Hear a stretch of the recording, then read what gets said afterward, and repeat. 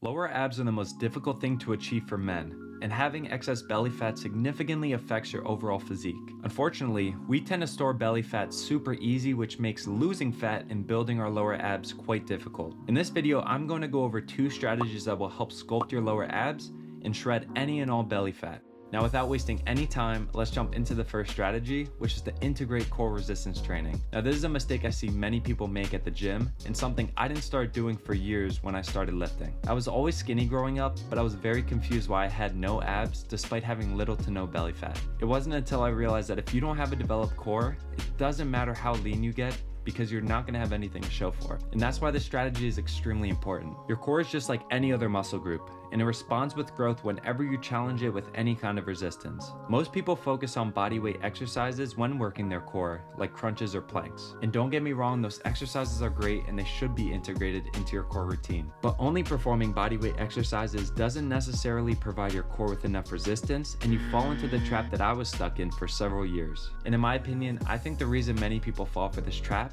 is because they believe the myth that's been circulating the fitness community for way too long, and that's the myth of spot reduction. Spot reduction is the idea that you can choose where you lose fat by working specific muscles in that area. And spoiler alert, it is not true. Fat loss happens all over the body, not just in one spot. So if someone tells you you can do 1,000,000 sit-ups, that it's gonna burn all your belly fat and give you a six-pack, please don't listen to them. It's definitely time to put that myth to rest. So once again, mix up your core routine and integrate some resistance training.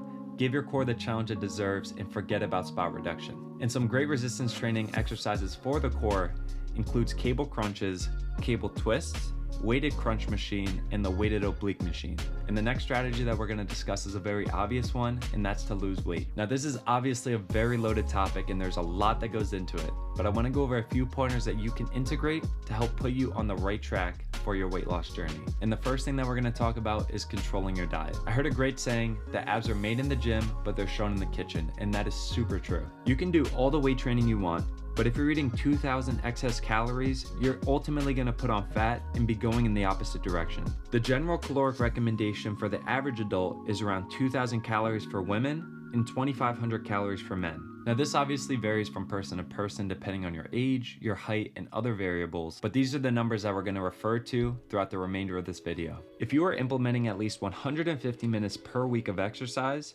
and are able to achieve some form of significant caloric deficit, you will start to see progress and weight loss. Now, this is not going to happen overnight, and you likely won't see results in the first few days or even weeks, but consistency is key, and over time you will start to see results. Now, if you're someone that loves to track their weight, be cautious because this is both a blessing and a curse. Your weight fluctuates heavily for many reasons, and water weight is a big one. If you are constantly checking your weight daily and notice you gained a half a pound, it's very easy to get upset and think this whole thing is a lie and give up. And this is the reason that many New Year's resolutions get cut short, because people don't see the progress that they want to see immediately. Going into your weight loss journey with the mindset that it's going to take a while, but you're not going to give up and you're going to stay consistent is going to take you so much further in the long run. And now for the second tip about burning fat, we're going to talk about increasing your daily step count. Now, this is something that's undervalued by many, and most people don't even view walking as an exercise. But most Americans and people are sitting the majority of the day and only walk when they need to go to the bathroom or to go and eat food.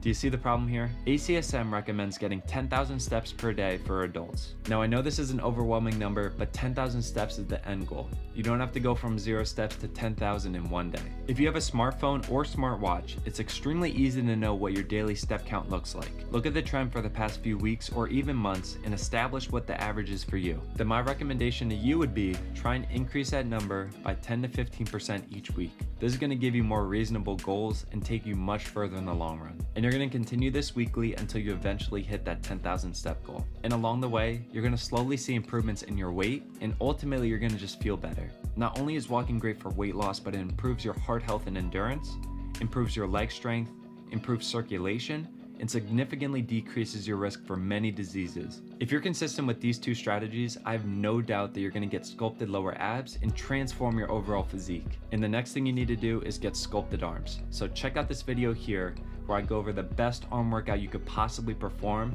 that will take your arms to the next level.